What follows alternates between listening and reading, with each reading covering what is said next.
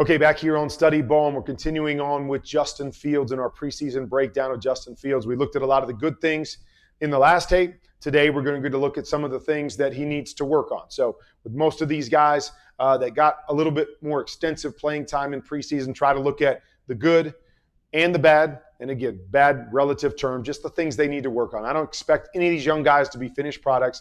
I expect to be able to find things that they're not doing well. I can do that with most of the veteran guys. So it's really just an assessment to show you guys when you break down the tape and you look inside the numbers, this is what I'm seeing from young Justin Fields. All right, so here we go. See the late rotation right here. Okay, so we just have a curl flat. So they're going to rotate down to kind of a cover 3 type look here. Corner's going to go off. We said this before. As this guy comes down, this guy becomes our read with the curl and the swing out to this side. So you'll see him come back, and you can take your choice here. I don't really care which one he throws, but you look and you see this guy's just turning around, and Justin Fields is already starting to move inside the pocket. Not pressure there. He's good. Set right there and make your decision. If you feel like this guy's too deep and is holding it off, just kick your swing out here. Kick your swing out here. You've got 8-9 yards to the first DB with your back running downhill. Take it. If you feel like this guy gets outside, quick hitch right there and drive that curl to the inside. You've got it here. No need to panic, but just getting out of the pocket a little bit too early instead of just seeing it and ripping it. And again, this one leads here to a play. You'll see it. Steps up. Finds a guy on the move, gets the guy over the ball, and gets a completion, which is well done. But stay in there and make the throws you're supposed to make on time. All right, so here's another one. We're coming back and looking, and I'm just saying to myself, okay, let's look at what we've got here. Soft, soft, soft, soft. You've got a hitch to the outside here. Now, not that this isn't a bad option. This guy runs just a little hook to the inside, but I want to be able to see him understand what the defense is doing, what my easy throws are. Always understanding your alerts and your easy throws. Everybody's getting out there. Instead of having to jam it in here, just put it on your guy to the outside. Get the ball out of your hands. Let him get out of bounds. Let him get what he can. I'm assuming this is later in the second quarter. Yeah, about 2 minutes to go in the second quarter. So Buffalo's trying not to give up a big play. Understand, get it out to this guy in a position where he can get outside, understand the situation and the easy throw. But again, makes his throw back to the inside, finds his guy, should be a completion here. So you're not going to beat him up because he understands where his completions are. But sometimes I felt like he would get locked into certain guys and decide I'm going to try to throw it to that guy, and if it's not there, then I'm going to make a play instead of being able to see the whole picture and going here, then working in here if that outside backer chases your hitch there.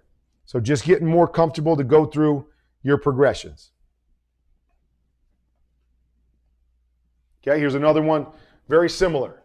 Okay, we're coming out here with this type of look. We've got stops on both sides. We've got seams. They're bringing pressure off the edge, but in a look like this, situations like this, you got one-on-one with soft coverage on the outside and pressure coming.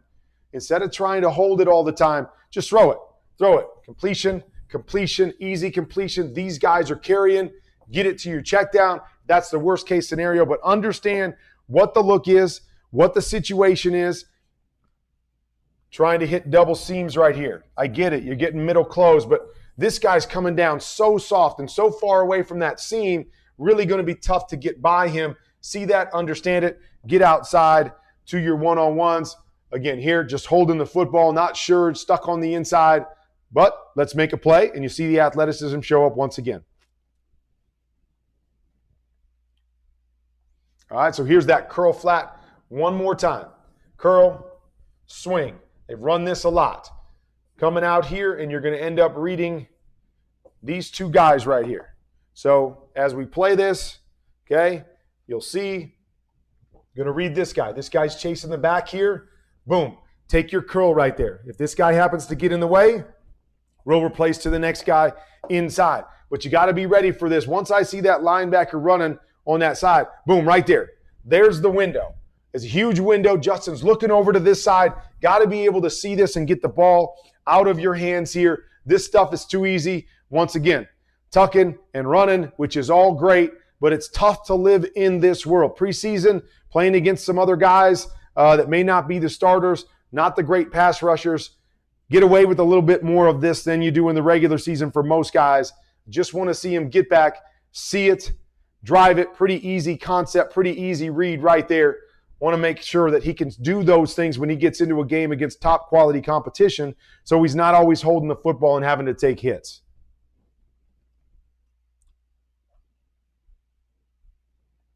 All right, so here we go.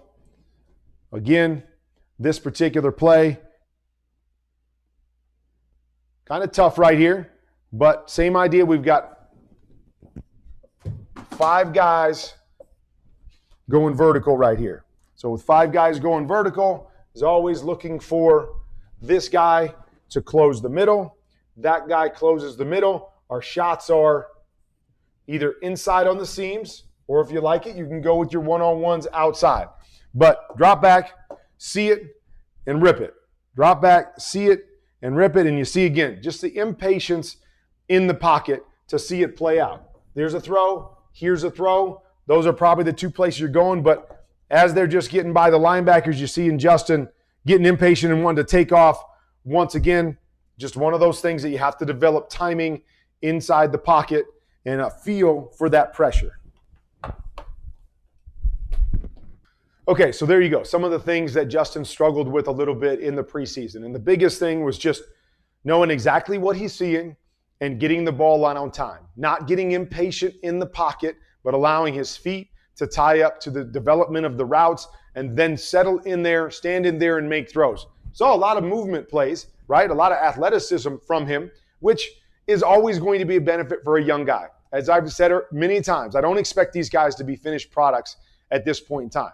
So you have the athleticism, you can make up for some of those deficiencies, and we saw it on a number of plays throughout preseason and on that tape. So that's always a benefit if he is to be thrown in there to play, but I always want young guys to be able to protect themselves by knowing, where am I looking? Where is my read? How do I get the ball out of my hands quickly so I don't have to live in the world where I'm making 10, 15 athletic plays a game? Let's limit it to 4 or 5 special plays, but being able to play the game outside of that, and just felt that the game moved a little bit fast for Justin in the preseason.